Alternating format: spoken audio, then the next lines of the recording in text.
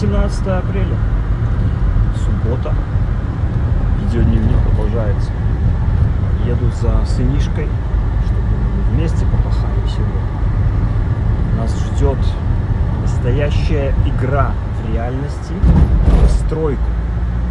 Мы будем играться с такими инструментами, как болгарка, лом, который я вчера не купил в строительном магазине, потому что там не было. Заедем в другой сегодня. Шуруповерт, перфоратор, стремянка, короче, все, с чем нужно играться взрослым мальчиком. Ну и не обязательно только взрослым.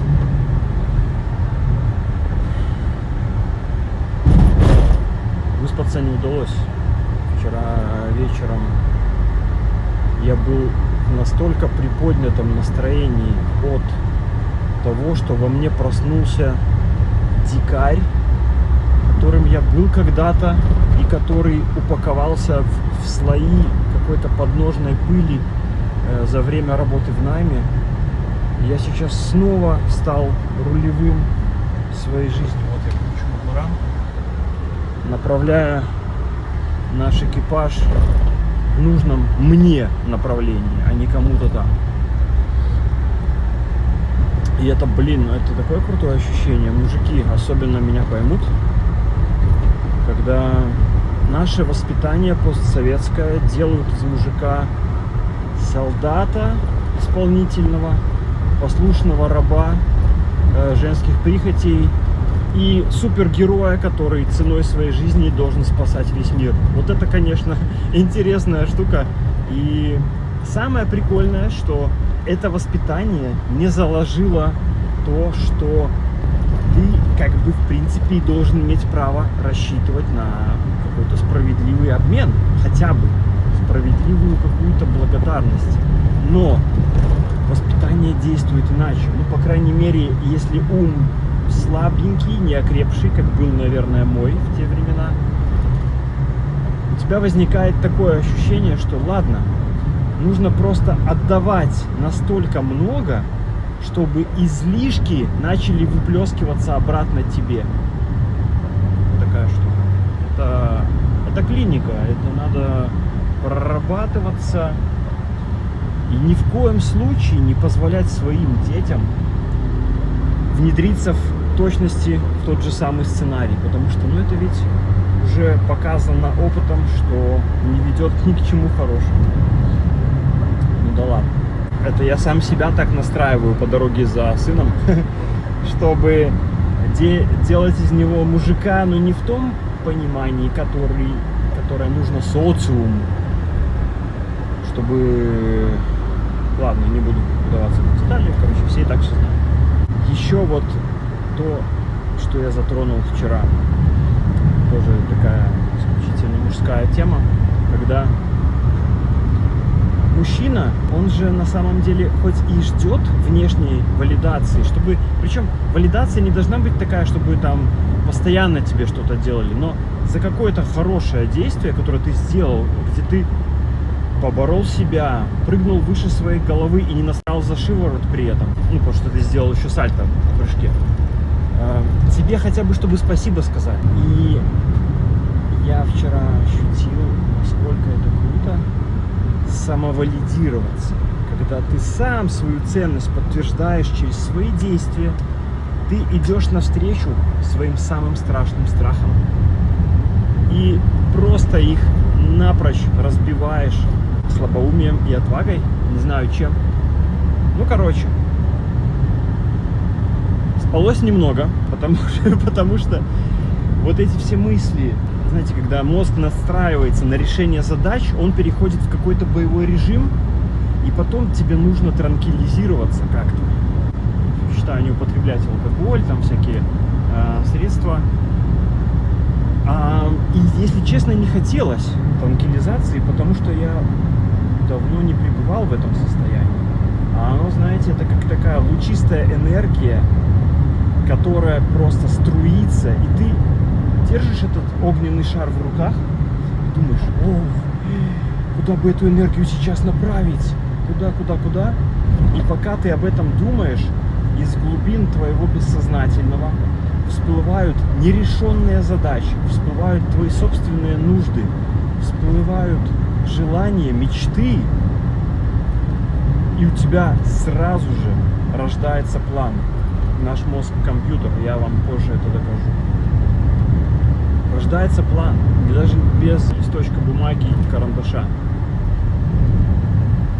И этот план потом я уже законспектировал в записку в телефоне. Визуальную его часть я набросал, и вот я в канале скинул скриншоты этих набросков.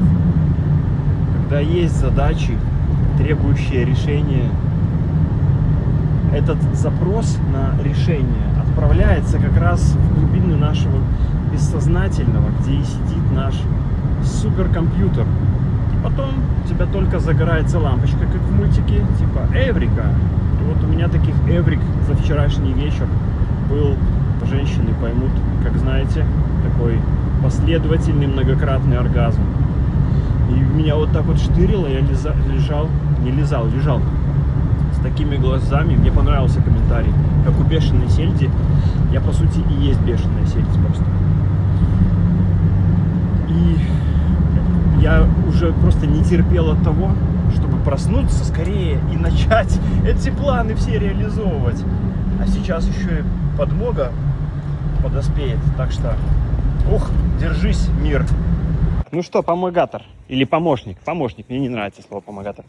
Короче, смотри. Пойдем. Потому что я помогатор. У нас с тобой задача сейчас только одна. Купить лом. Не лом, лом. Лом. О. Оля, como estás? Так, смотри. Значит, тебе нравится запах магазина, значит, ты настоящий мужик, потому что ты любишь стройку. Тебе нравится запах бетона, ты еще мне говорил, да? Растет. Стройбанчик растет. Короче. Я обожаю запах строительного магазина. Ну, хорошо. Теперь смотри. Это магазин точно такой же, как в котором я был вчера. И здесь должно быть такое же расположение. Даже кафешка тут же расположена. Значит, мы идем в отдел ферретерия, который сейчас будет здесь. И ищем там лом. Ты помнишь, как он выглядит? Да. Где ты видел лом? Один дома. В один дома. Все, понял, что искать, да? Так, смотрим, ищем лом.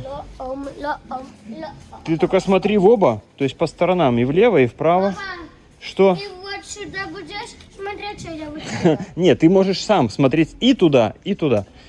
Сейчас мы... Эту лома, Лема? Лома. Лома. Так. вот тут я сейчас. Сварочные аппараты, всякая ерунда. Неужели здесь тоже их нету? Что это за колхоз «Прогресс», ну? Не, ну они прикалываются. Марк, они что, прикалываются? Да, А чем ломать? Они только строить умеют, что ли? я не знаю. Вот так и живут. Папа, они издеваются, что ли? Нет лома и здесь, в таком же магазине, с таким же расположением всего. Я у него спрашиваю, и что значит нет? Я хочу разрушать, ломать. А как же, говорю, ломать? Он такой, ломать? Говорит, ну заедьте в другой магазин, тут рядом. Ну, едем. Последствия вчерашних боевых действий. Ну, это мелочи. Мужчину шрамы украшают. Хотя это, возможно, тоже навязанный социумом стереотип. Типа, мужчина без ноги. Смотри, какой насос. Насос? Это, наверное, и пылесос, а не Насос. пылесос. Так, Насос такой. спускайся. Мы нашли Это такой- ломик. Это такое счастье. Сейчас узнаем, сколько стоит. Это такой очень сильный пылесос. Не пали, а пылесос. Он же Пылесос. пыль сосет, но не паль. Пойдем. Папа, представь, Еще если нужно один купить- бандит это возьмет и потом тут разрушит. Бандит? Ну, а ты бандита разрушишь. Нам еще нужно купить для перфоратора насадку такую лопаточку плоскую, чтобы сбивать плитку. Единственное, что удалось найти, это деволтовская вот такая насадка. 25 баксов за лом и насадку для перфоратора. Эй, на пол не надо.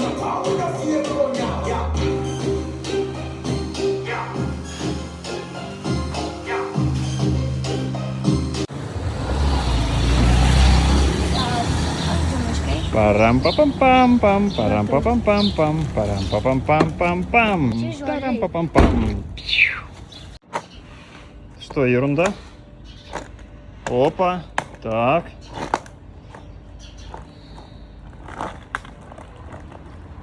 Что, совсем не хочет поворачивать? Да, совсем. Вот так вот, купить детский скейт в Аргентине. Да, похоже, механизмы обычные, как взрослые. Может быть, слушай, нам их ослабить нужно? Да, надо... Попробуем потом инструментами. Поскольку Марио сказал нам, что мы лучше всего сможем продать, если она будет максимально длинной, то нам надо будет отбить вот тут кирпичи. О, могу я отбить? Да. Отрезать вот максимально близко сюда. И здесь... Марк, погоди. Давай сначала план разберем с тобой. Ты же должен понять, что делать. Смотри. Чтобы там отрезать, нужно разбить кирпичи. Дальше. Отрезать надо будет еще здесь. И заранее подготовить нам... и тут тоже кирпичи вот эти надо будет отбивать. И снизу надо обязательно подложить будут подпорки, чтобы вся эта штука не рухнула.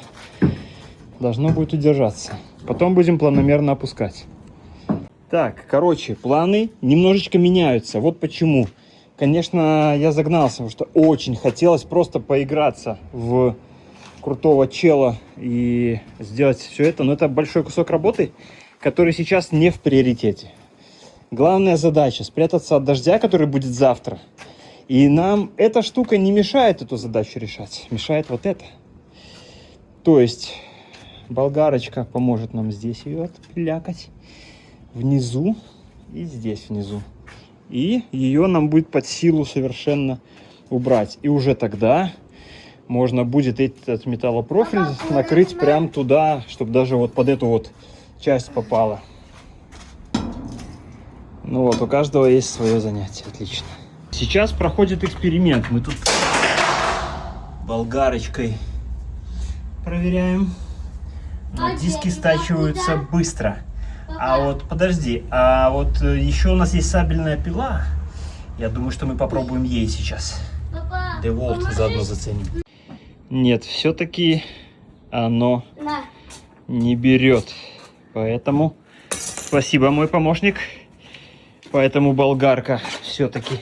И целый набор кругов.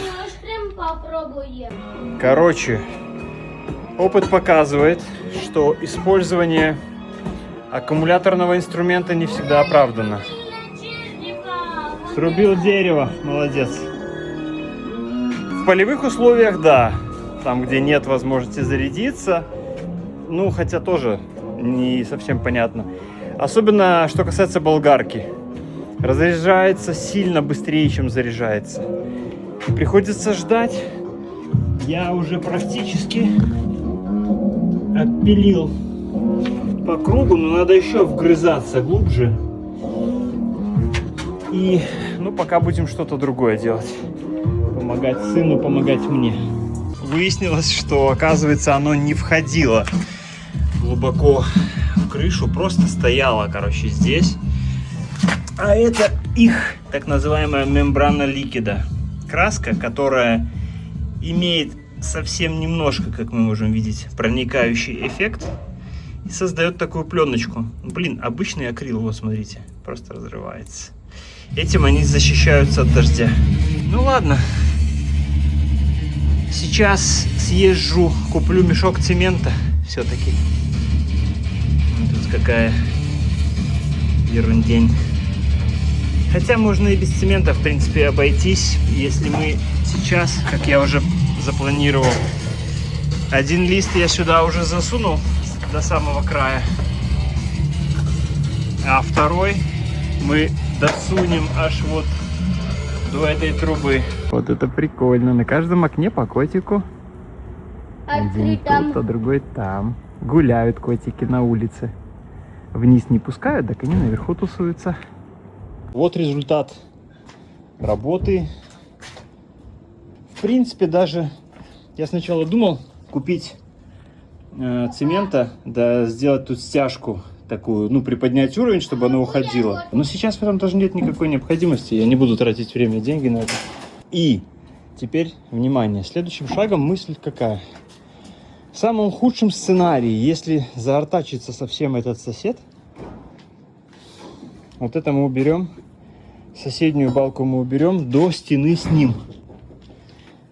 И я передумал, я буду делать лестницу не здесь, потому что вегеты, это типа лаги, идут вот так направлены.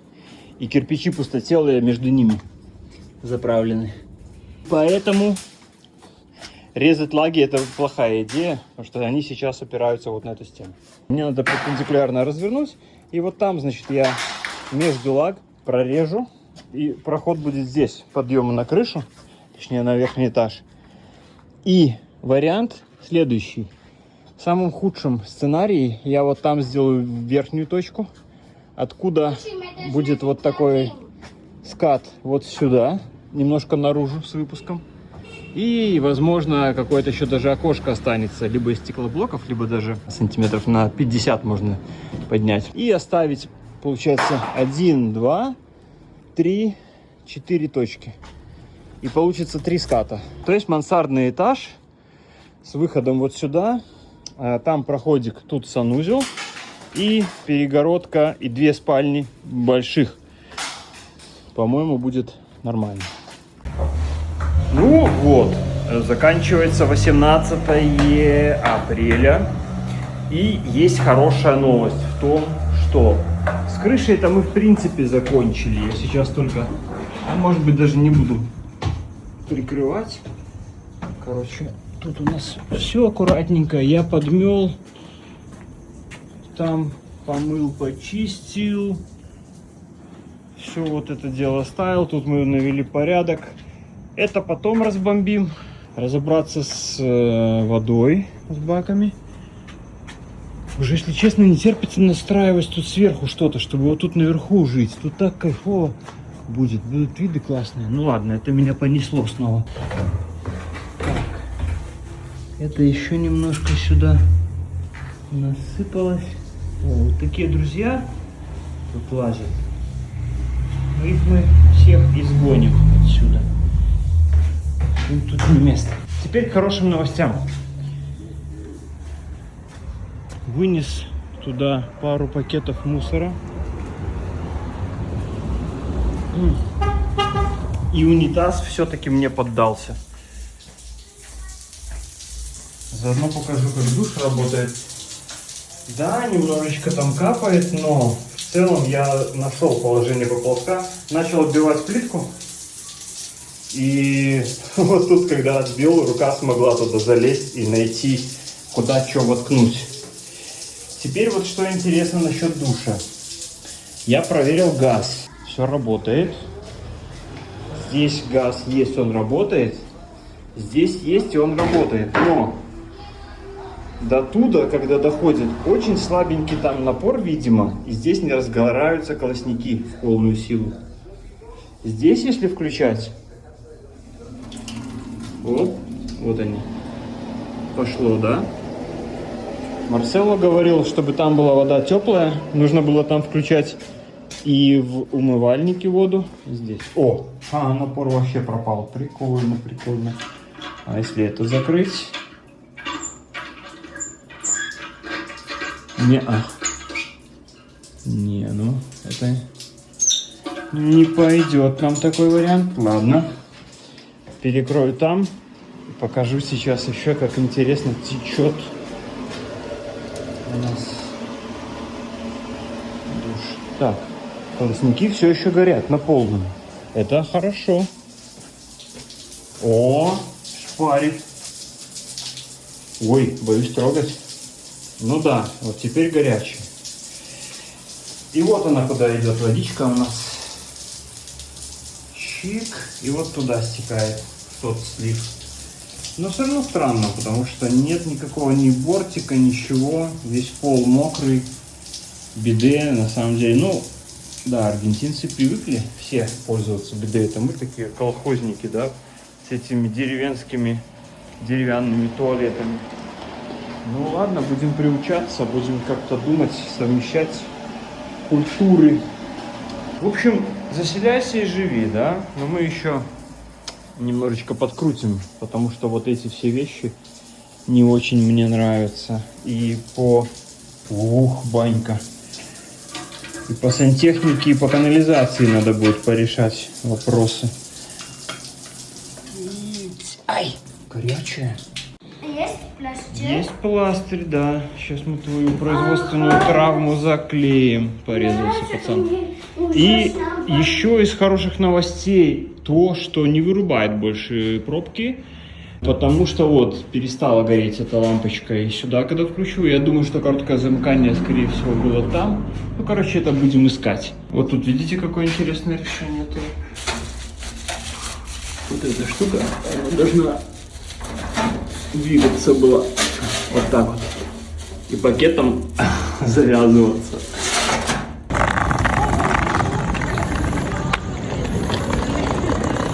Hola, chicos.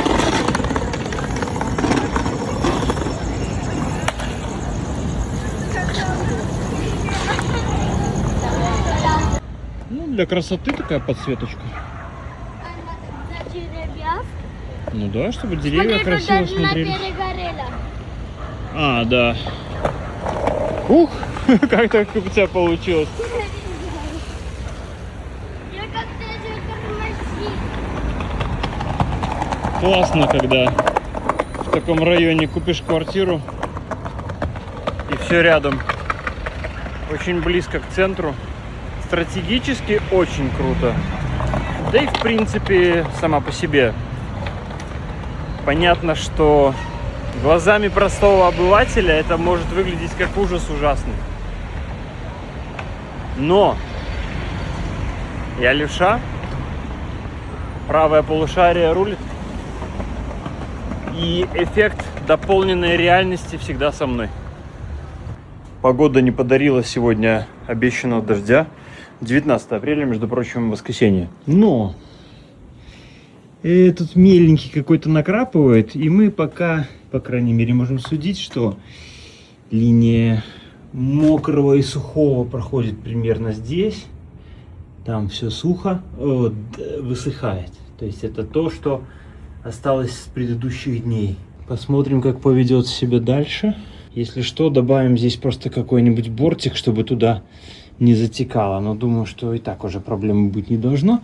И уже можно будет переключить свое внимание на более важные. Думаю, что следующим шагом надо все-таки баки вот так туда переносить. И сразу же здесь решать проблему. Потому что водичка отсюда к нам все еще течет. Затем сюда. И тут тоже есть вопрос, потому что я внизу нигде не нашел сливной трубы. То есть, возможно, она где-то в крыше как-то проходит. И как раз в этом месте есть на крыше первого этажа тоже пятна. Подозреваю, что там где-то как-то в крыше эта труба проходит, но от возраста, возможно, резинки уплотнительные проходились или что-то. Поэтому такое счастье, что эта крыша больше не будет крышей. К вечеру 19 апреля небушка все-таки дождиком разразилась. А уже поздним вечером я после ужина решил выбраться из дому на вечерний моцион в сторону квартиры для того, чтобы проверить, как она себя чувствует там без меня. Итак, вот я в дом вошел, и здесь видна лужа, которая берется откуда, вот интересно.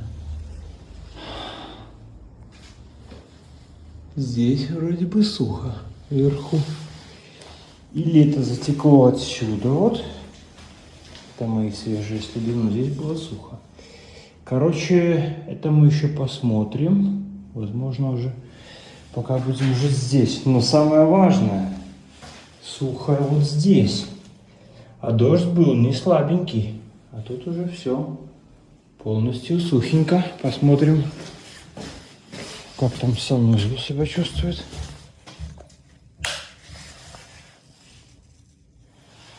Ну, тоже сухо. Вроде бы. Только, может быть, это еще вчерашнее что-то осталось. Ну, а теперь наверх.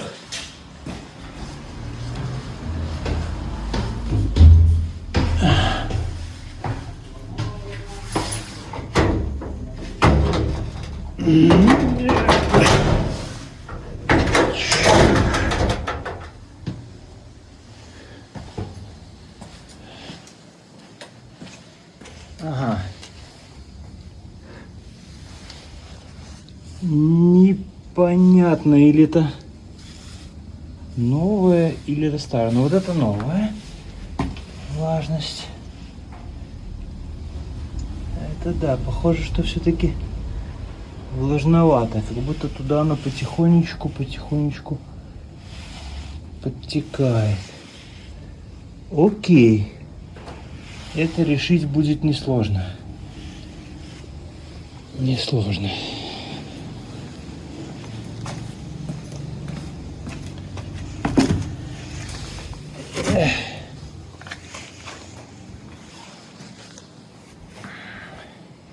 Ну, а так-то все хорошо. А знаете что? Такая штука интересная. Не знаю, как так вышло, но я забыл закрыть квартиру на ключ. И она так простояла с сегодняшнего утра. Целый день. Все инструменты, все там. И все на месте. Да и вообще можно видеть, что район, несмотря на то, что находится буквально в квадрах от Ново-Кордовы, тихий. И сейчас, ну ладно, сейчас 11 часов. Вот тут соседи у меня такие есть. Но они, видите, мирные и спокойные. Поэтому нормально все. Позитивчик кругом. До скорого. Опа! И тут на связь снова выхожу я. Вернее, та моя осознанная часть, которая иногда прячется в результате того, что я просто зарываюсь в каких-то буднях, в какой-то рутине. И сегодня я вынырнул снова. Сегодня это вечером 3 июля, уже между прочим. И если, кстати, вам интересно, что происходило или происходит в промежутке между видео, где повествование заканчивается 19 апреля, и сегодняшним днем, вы можете вступить в наш канал в Telegram, где я публикую видеодневники. Подписка платная. Так вот, интересный момент, которым обязательно хочу поделиться. Я сегодня, когда делал вот эти вот фотки, которые сейчас прикрепляю возле градусника на фоне достаточно низкой температуры, и пересматривая затем эти фотки, понял, что мое лицо снова стало лицом какого-то покорного исполнителя, просто улыбающееся, такое просто милое. Но как раз я стал вспоминать, кто я есть на самом деле, и что амплитуда моих эмоций и ассортимент моих масок, короче, ну или просто лиц, гримас, которые я могу натягивать, он несколько шире. И еще я очень давно не выходил на прогулку. И сегодня я делал видео отчеты о проходящем сейчас ремонте в квартире. И я понимал, что я тупею. Я понимал, что мне трудно подбирать мысли. Я снова начинаю экать, бэкать, мэкать. И пересматривая это, я еще больше злился на самого себя, был недоволен самим собой. И потом вспомнил, что, черт побери, еще нужно постричься. Когда пошел в парикмахерскую, вышел на улицу и почувствовал этот невероятно свежий воздух, который пробуждает. На самом деле я как будто проснулся. Все это вместе как-то так наложилось. И я вот в результате всего этого и выплыл. Вообще интересно наблюдать то, как человеческий организм ведет себя в разных условиях и в разных ситуациях. Я когда-то и где-то слышал, что люди реально могут тупеть от голода и от холода. Ведь потому что действительно организм переключает все свои ресурсы, умственные в том числе, на решение главных задач, которые связаны с выживанием. И так интересно контраст замечать, когда я целый день, во-первых, без возможности присесть, бегаю на ногах, решаю какие-то вопросы, потом становлюсь за свой рабочий стол для того, чтобы еще что-то сделать за компом, тот же видос помонтировать, например. Потом приходишь в парикмахерскую, где у них там на Кочегарина очень тепло, садишься в это кресло и просто думаешь: ой, черт, я сейчас просто засну. Уши горят от того, что просто тебе кажется, что жара какая-то, как в бане. И здесь я должен добавить, что ровно в этот момент ты понимаешь, каких усилий тебе сейчас стоит жить твою обычную в настоящий момент жизнь. Это очень интересно. И все это, вот этот самоанализ, и выгоняет тебя на уровень осознанности. Короче, ладно, мысль я затянул, но она вот такая. Теперь точно до скорого. Пока.